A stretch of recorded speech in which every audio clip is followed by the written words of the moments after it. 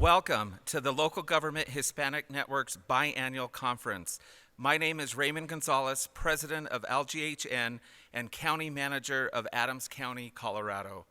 We are excited about today's event and the 2 full days that lies ahead, but we'd like to begin with a moment of reflection. This weekend will mark 20 years since the attack on our nation on 9/11. Let's please bow our heads in a moment of silence as we recall the tragic events and the loss of American lives on that day.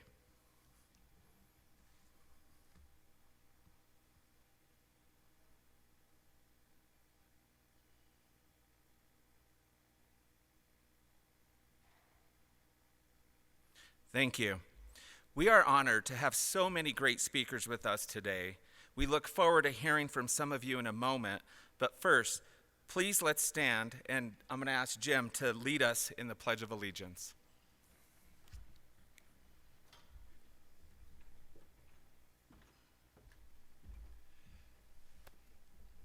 I pledge allegiance to the flag of the United States of America and to the republic for which it stands, one nation, under God, indivisible, with liberty and justice for all. Thank you. Thank you, Jim.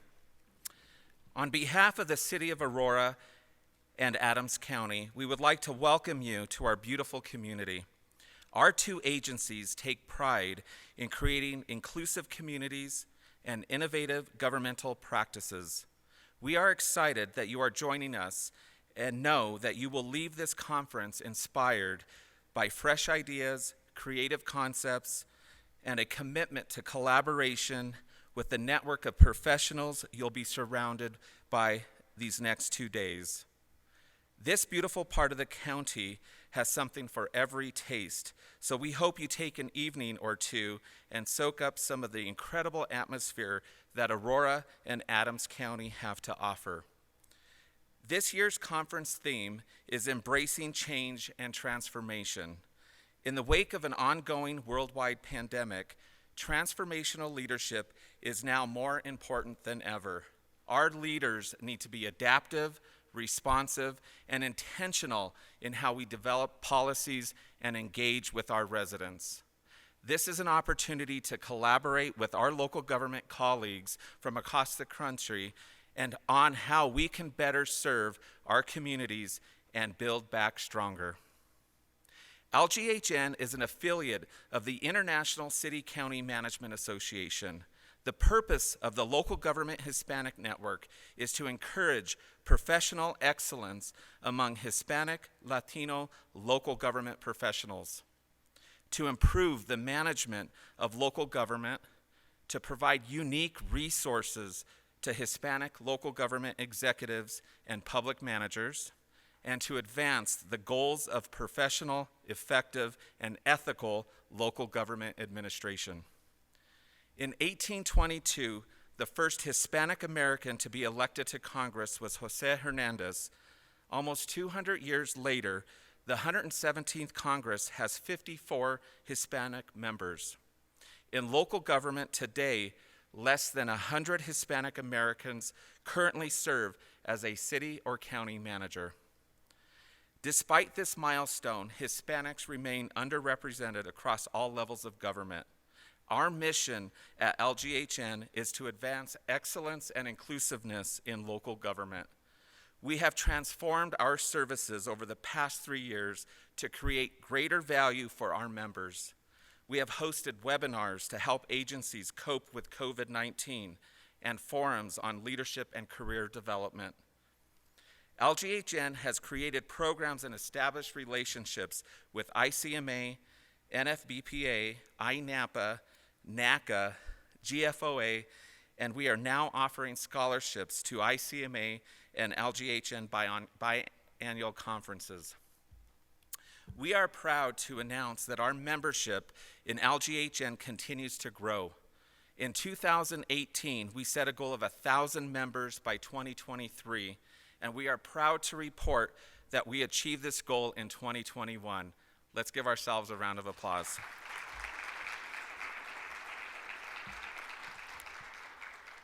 Expect greater growth in 22 and beyond. primarily through the growth of our regional chapters. Your involvement in the conference sessions is a critical part of who we are and what we do. There will be opportunities for networking, mentoring, and learning. We will continue to focus on ways your organization can improve service delivery and your professional growth and development with sessions that will help you advance your career. Once again, thank you for joining us in Aurora and Adams County. You have already taken an important step by joining us at this year's LGHN Biannual Conference. We encourage you to dive right in and maximize all the educational opportunities and the ability to connect with colleagues from around the country.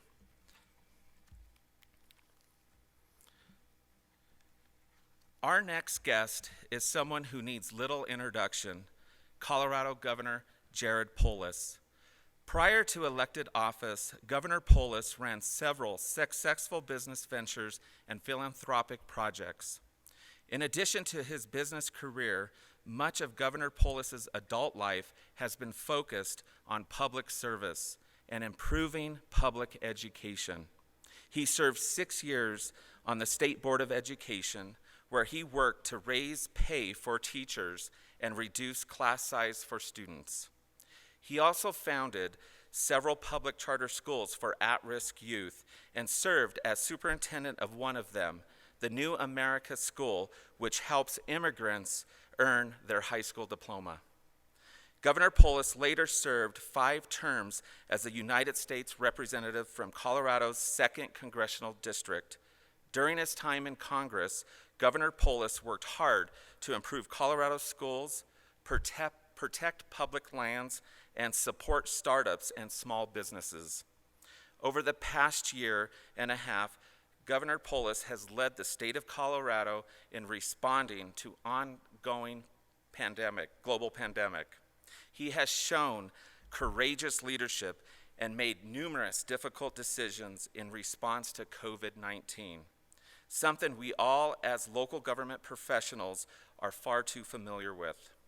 It is my honor to introduce a fellow Colorado native and friend to Adams County, the 43rd Governor of Colorado, Jared Polis.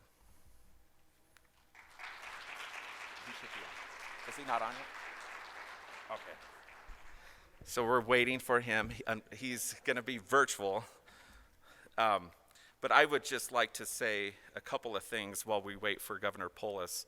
And that is, if you are a local government Hispanic board member, please stand so we could acknowledge you.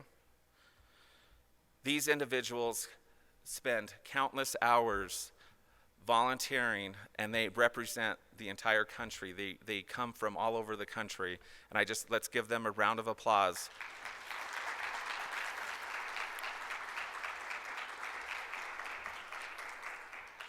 I'd also like to acknowledge all of our sponsors today, and our presenting sponsor is United Healthcare, and they have really stepped up to really support local government Hispanic network, and they are across the United States, and we could not do this without their financial support. And all of our other sponsors, which we've listed above on this slide deck, we couldn't do it, and we are grateful for you and for your contribution. Another thing, if you are in the conference planning committee, could you please stand so we could acknowledge and thank you for putting together an outstanding agenda.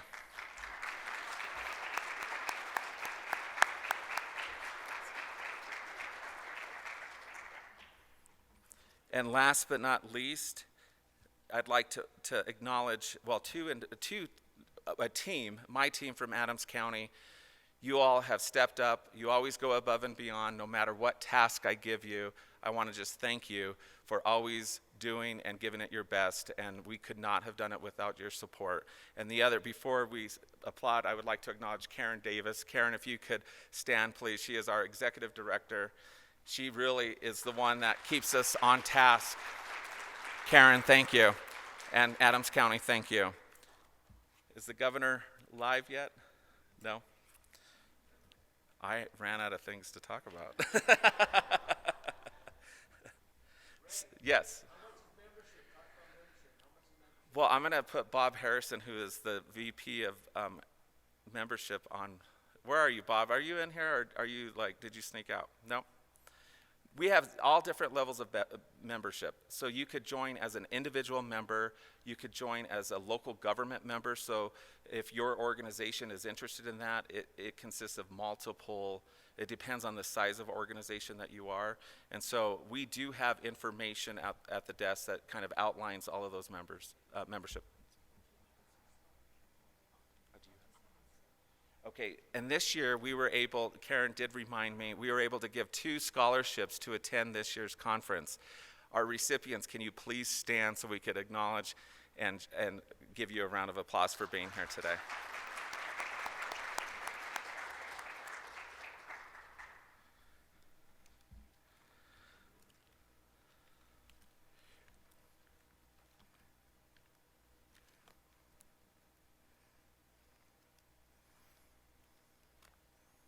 So a couple of logistics before, oh yes, we are live.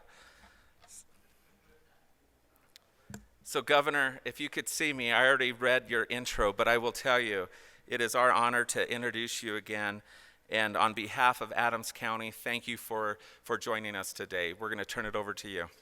Ray, thank you so much. And I was excusing Chuck Todd at NBC just did an interview hit with me, and they requested a last minute, and it was about the vaccine and President Biden's announcements, and I just felt I had to do it. So I apologize. But I get to be with you virtually, and I think you have some guests there in person and some virtually, which is great.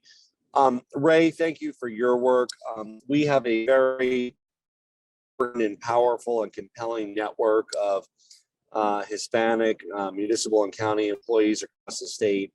The professional work that you do and the networking and the training is so critical for the success of our state and reaching our diversity goals. You know, this has been a tough year for everybody, and I want to thank all of you for battling through it.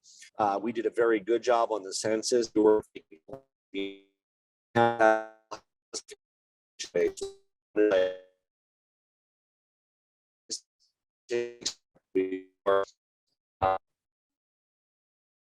State legislative districts and a stronger representation for our federal delegation. It's really at the center of the discussions of the districting commission. So this is really an unprecedented opportunity to show the kind of leadership that we know that we need to as a state. And it's been such a pleasure to work closely with so many of you. I'm getting a note that the audio is lagging. I assume that means that my lips are not moving in time to what you're hearing, but hopefully you're still hearing it. It just might look a little bit odd. Now I'm in a little, it says that I'm breaking up a little bit now. I'm getting texts from all my friends who have my cell phone number. It's everybody in the audience there. Well, in any event, I'm excited to be with you today virtually. I wish I was there in person. A last minute item came up where I had to go on national television. Otherwise I'd be there really to talk about ending the pandemic, which is so close within our grasp. And I'm proud of the equity efforts led by Rick Palacio, many others, Albert this work, where we have done over 4,000 equity clinics across the state, hopefully working with many of you in your area of underserved populations with our mobile bus, or just simply working with the church to equip their parking lot with a session.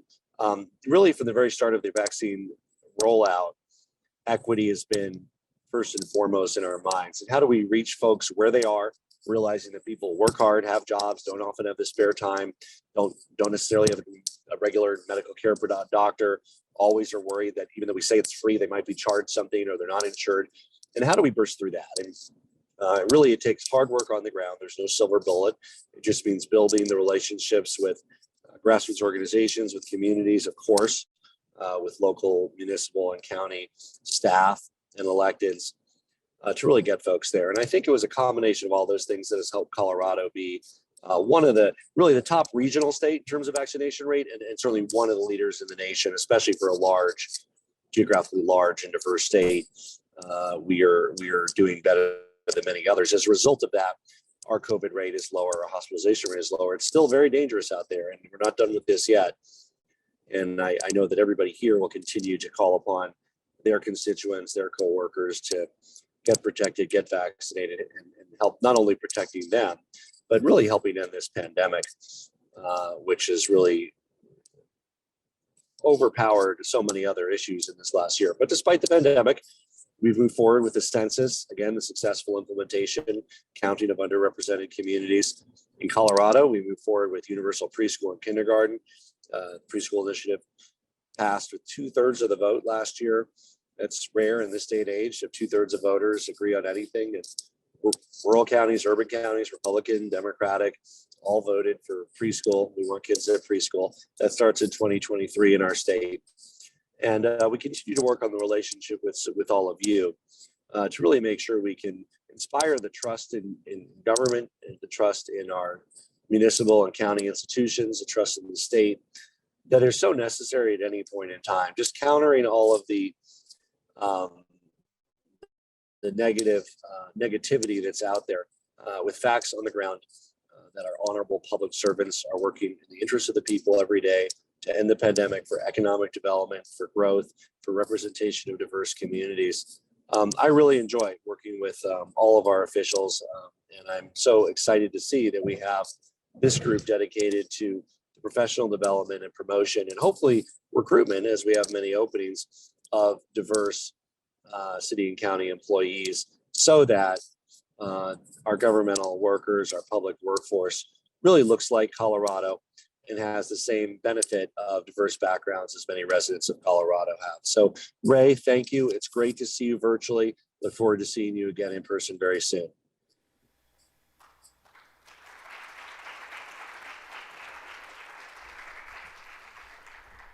Thank you, Governor Polis. We do appreciate your courageous leadership, and please let us know if there's anything we could do to continue supporting you.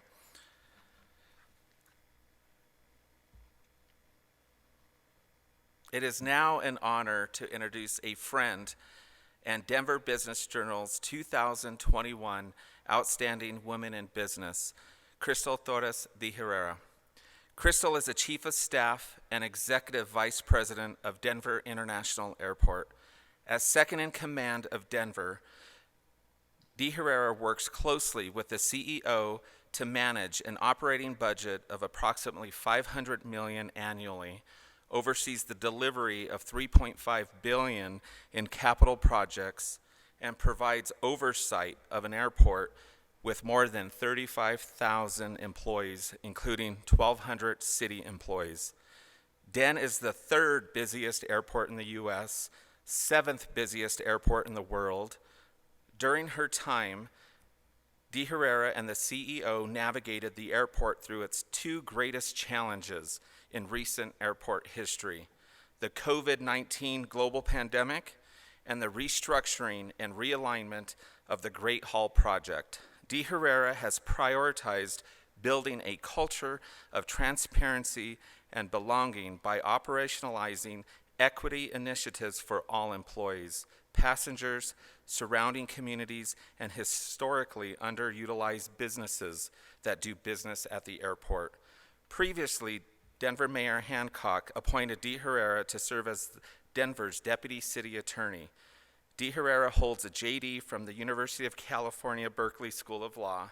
It is my honor to introduce a fellow Adams County resident and friend, Crystal Torres de Herrera.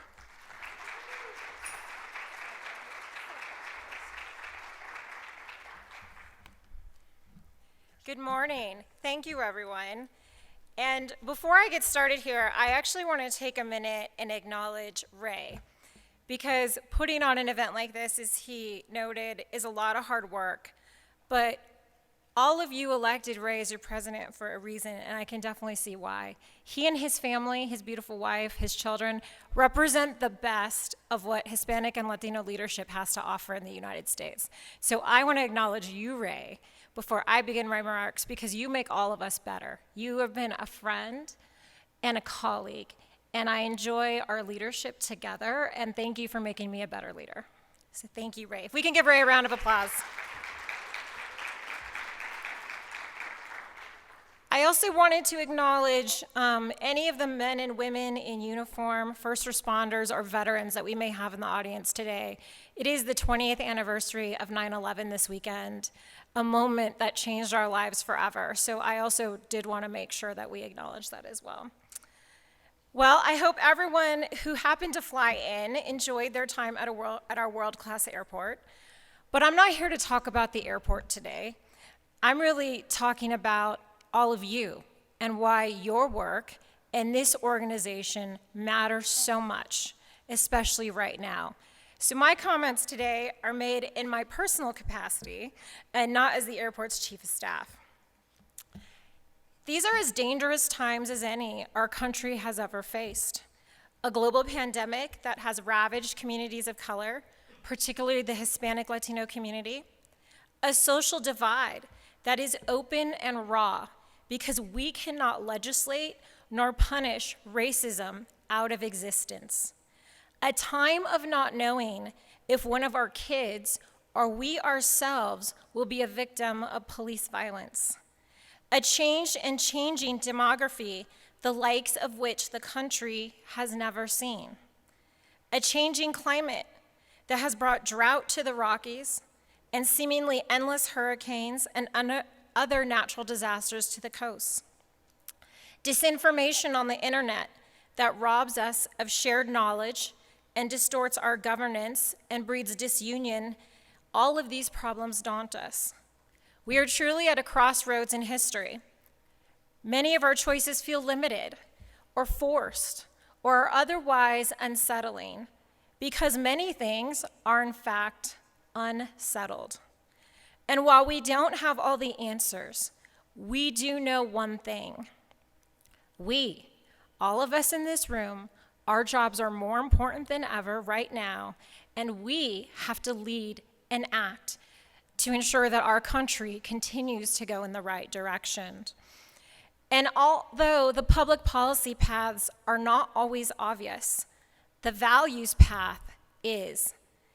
Each and every one of us here today knows the basic human and civic values on which our society rests, and that is why this moment of Black Lives Matter and the national conversation of race and social justice resonates, why the pandemic requires collaboration and unity, why safeguarding our democratic and Republican structure of government at every level requires commitment, our commitment, and why confronting our past can help us comfort the future.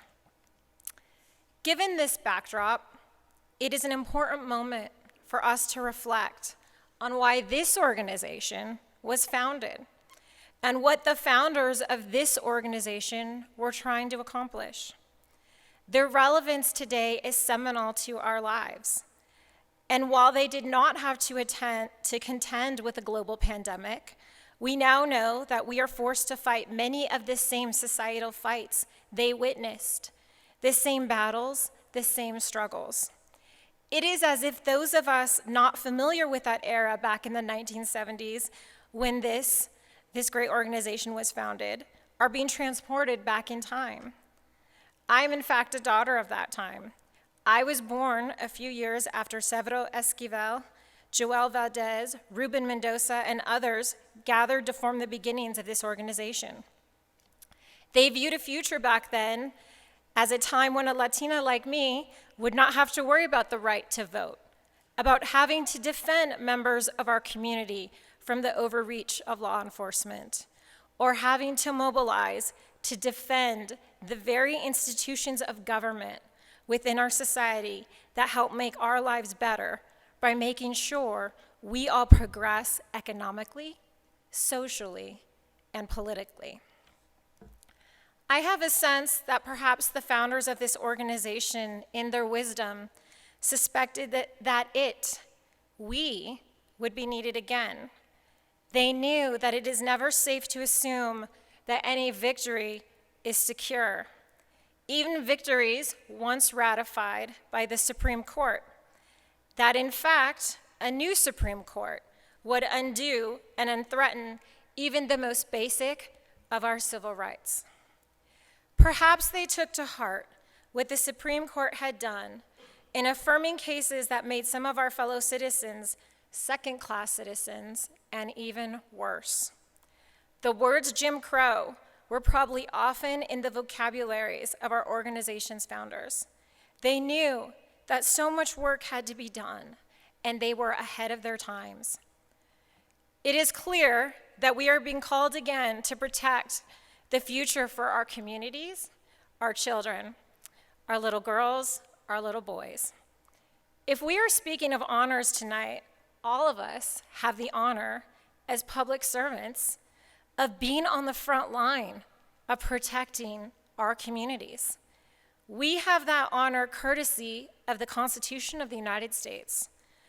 But to be worthy of that honor, we have to do not only what is necessary, but required of anyone in a democratic society.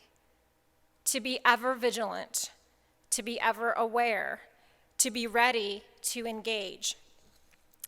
And as public servants, we have the honor to involve ourselves directly with the system that forms the basis of our form of democratic governance in our Republican system of government.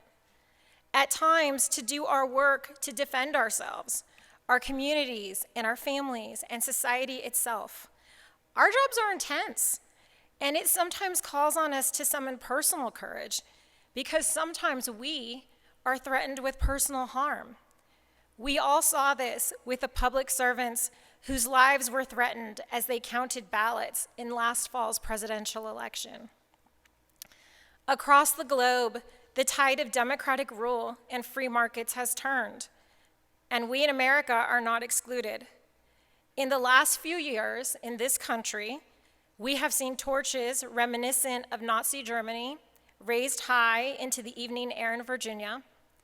We saw the purposeful flying of Confederate flags in the US Capitol last January 6th. We hear racial slurs aimed at Hispanic, Latino, Black, and other minorities at high school gymnasia. And of course, we see federal courts from top to bottom affirming local and state laws that target Hispanic Latinos for who we are as individuals, making it easier to impede our progress, our right to vote, our right to be ungerrymandered, fair representation, and to even exist. The census results came out recently, and for the first time in its history, the majority of residents in our very own Adams County, Colorado, are people of color.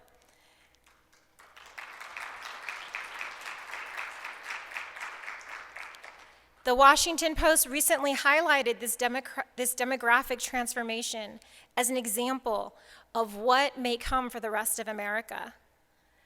But this almost was not possible, because as you may all recall, there were a variety of court cases trying to overthrow the constitutional requirement that all residents be counted in the 2020 census, so that only native-born would be counted to apportion representation at all levels of government. Thankfully, these efforts to limit who was counted in the census were unsuccessful. But imagine what that would have done to Hispanic Latino political representation across the country at every level. And over the last few years, we've also seen efforts to curb immigration in a way that specifically targeted the Spanish-speaking at a time when the country's population would begin to recede otherwise. This, in a day and age when our 320 million has to compete against the billion-plus populations of China and India.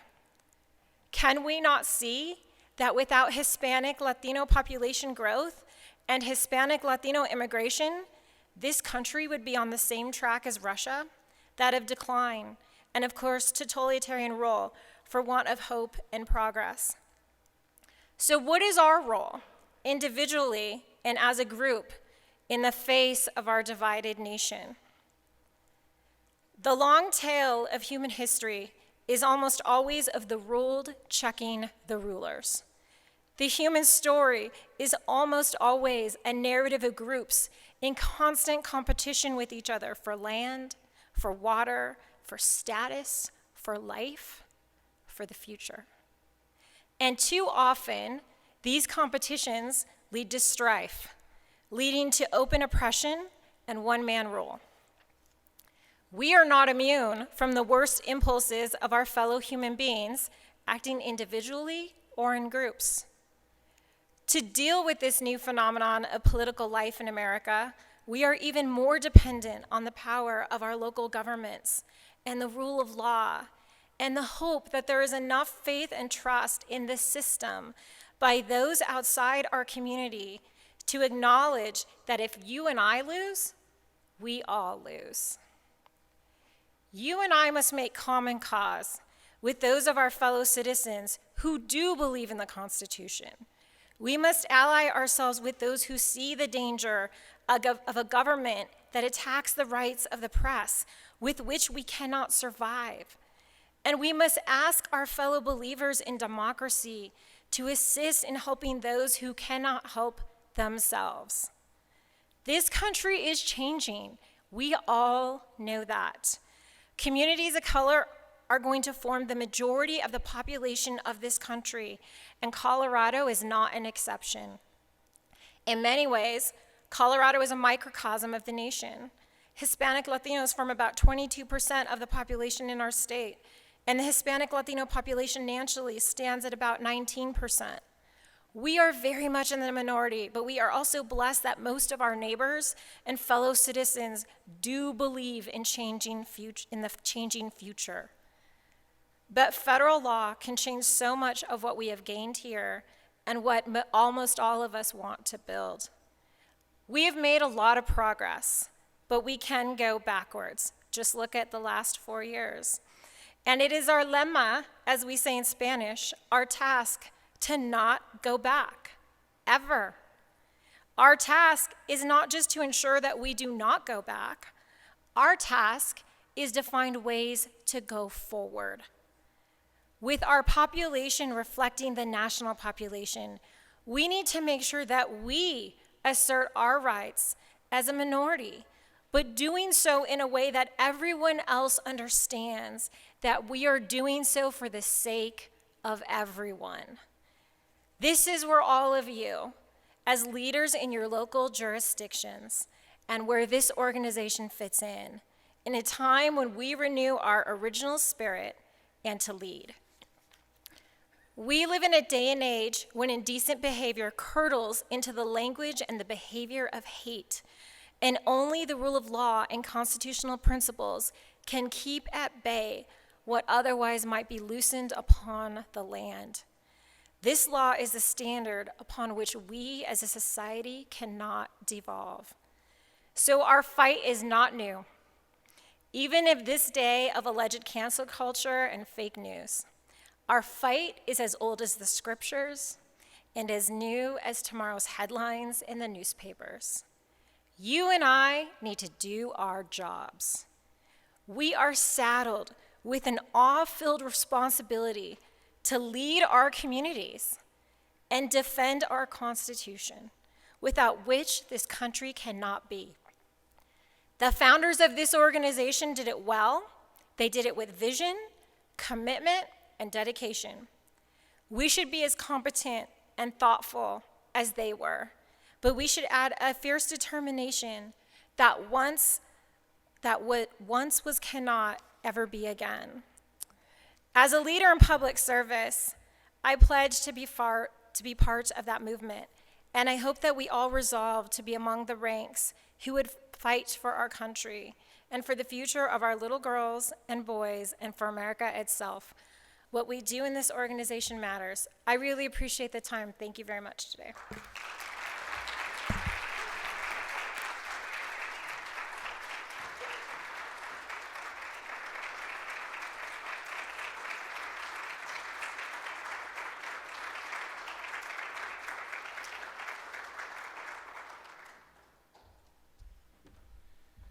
Crystal, impressive, powerful, inspirational speech. There's a reason you were named Denver Business Journal's Top Businesswoman of the Year. So thank you for being compassionate, authentic, and for being part of our community in Adams County. Thank you so much. Let's give her another round.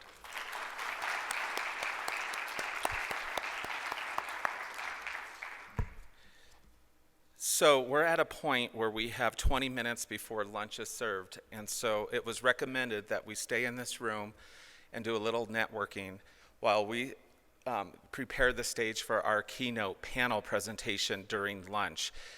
It is a buffet lunch, and so if the food is ready, we're going to ask that you grab your food and then come back in. But for the next 10 minutes, I think we could enjoy a few minutes of networking. And please make sure you introduce yourself to someone you don't know. This is about building your network here as well. So thank you, Crystal. Thank you again from the bottom of my heart. Thanks. Bye-bye.